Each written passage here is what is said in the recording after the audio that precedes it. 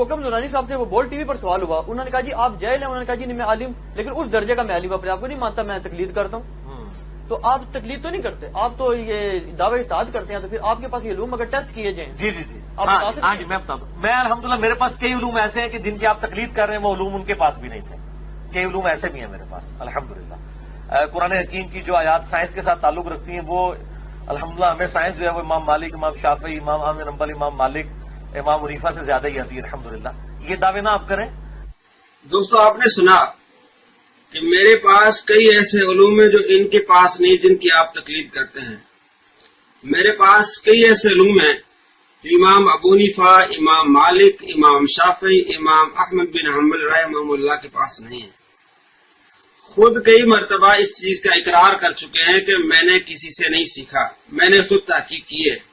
اور دوسری طرف امام ابو حنیفہ رحمہ اللہ کے استاد صحابہ تابعین, امام مالک استاد تابعین, اور امام مالک کی چین گولڈن چین کہ امام مالک روایت کرتے ہیں نافع سے, نافع روایت کرتے ہیں عبداللہ بن عمر رضی اللہ تعالی عنہما سے, اور پھر عبداللہ بن عمر رضی اللہ تعالی عنہما ڈائریکٹ سرکار سے سنتے ہیں. اس کو کہتے ہیں گولڈن چین. تو ان کے پاس اتنا علم ہے, اتنی شان ہے کہ ان کی ڈائریکٹ روایتیں پہنچتی وہاں, اور موصوف اس کے باوجود کہتے ہیں کہ میرے پاس ایسے علوم ہیں جو ان کے پاس نہیں ہیں.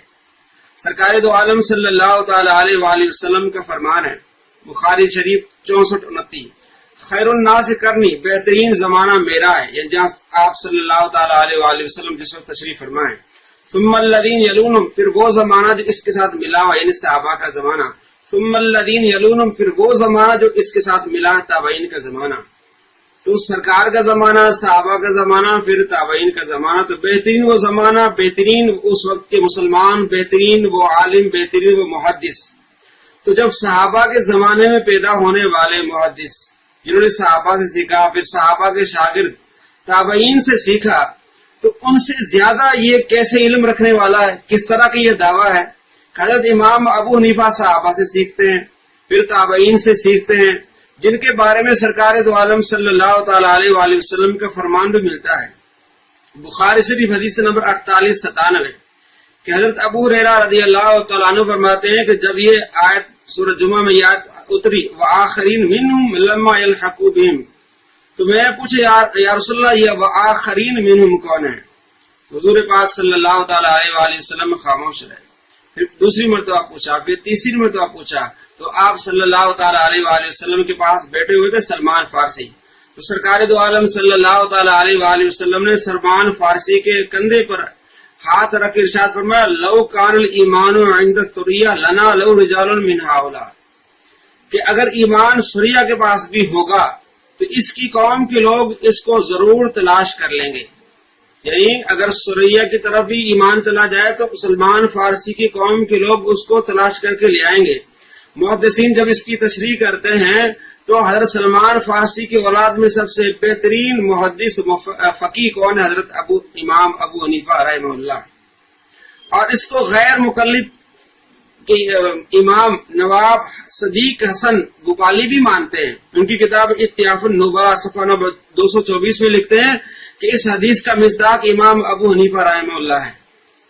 تو ایک طرف احادیث جن میں سرکار فرماتے بہترین میرا زمانہ, پھر صحابہ کا زمانہ, پھر تابعین کا زمانہ, تو تابعین کے زمانے کے رہنے والے سب سے اعلیٰ, اور پھر صحابہ سے سیکھنے والے, صحابہ کے شاگردوں سے سیکھنے والے, تو ان سے زیادہ یہ کیسے اس کا دعویٰ کہ میرے پاس ایسے علوم ہے جو ان کے پاس نہیں ہے. اور یہ کہنا کہ قرآن پاک کی وہ آیات جن کا تعلق سائنس سے میں زیادہ جانتا ہوں, امام ابو حنیفہ, امام مالک, امام احمد بن حنبل اور امام شافعی رحمہ اللہ سے, کہ میں ان سے زیادہ سائنس میں نے سیکھی ہوئی ہے تو میں ان سے زیادہ جانتا ہوں. تو آپ نے کیسے یہ جان لیا کہ ان کو سائنس نہیں آتی تھی اور آپ کو زیادہ سائنس آتی ہے؟ تو ہمیں تو یہ سمجھ آ رہی کہ شاید آپ نے یہ اس لیے دعویٰ کیا ہے کہ ان کے زمانے میں یہ بالخصوص یونیورسٹیاں نہیں تھی جو سائنس سکھاتی تھی, تو اس لیے موصوف نے دعویٰ کر لیا کہ میں نے سائنس سیکھی ہوئی ہے تو میں ان سے زیادہ سائنس جانتا ہوں. اگر یہ دعویٰ مان لیا جائے کہ اگر تو نے سائنس یونیورسٹی سے سیکھی ہے, پڑھی ہے, اور تو یہ سمجھتا ہے کہ میں قرآن پاک کی آیت زیادہ جانتا ہوں جو سائنس سے تعلق رکھنے والی ہیں, تو یہ تو پھر بات ہے ابو ہریرہ رضی اللہ تعالیٰ عنہ تک جاتی ہے. ان کے زمانے میں بھی یونیورسٹیاں نہیں تھی سائنس کی. پھر یہ حضرت علی رضی اللہ تعالیٰ عنہ، پھر حضرت عثمان غنی رضی اللہ تعالیٰ عنہ، پھر حضرت عمر بن خطاب رضی اللہ تعالیٰ عنہ، پھر حضرت ابوبکر صدیق رضی اللہ تعالیٰ عنہ کے زمانے میں یونیورسٹیاں نہیں تھی. تو کل یہ دعویٰ ہو سکتا ہے یا موصوف کر سکتے ہیں کہ ان کے زمانے میں یونیورسٹیاں نہیں تھی، تو انہوں نے باقاعدہ سائنس نہیں سیکھی. تو جو قرآن پاک کی آیات کا تعلق سائنس سے ہے، تو میں ان سے زیادہ سائنس کا معلومات جانتا ہوں، تو میں ان صحابہ سے بھی زیادہ میں قرآن پاک کی معلومات رکھتا ہوں، اور میرے علوم ان سے بھی زیادہ ہیں. شاید یہ اگلے چند سالوں میں یہ دعویٰ سامنے آ جائے، کیونکہ اب تو یہ دعویٰ سامنے آ چکا ہے کہ میرا علم جو ہے وہ کئی علوم، ایک نہیں بلکہ کئی علوم میں امام ابو حنیفہ، امام احمد بن حنبل، امام مالک اور امام شافعی سے زیادہ جانتا ہوں. تو آپ امید رکھ سکتے ہیں کہ چند سالوں کے بعد یہ دعویٰ آ جائے کہ میں سائنس کا اتنا علم رکھتا ہوں کہ صحابہ کو پتہ نہیں تھا.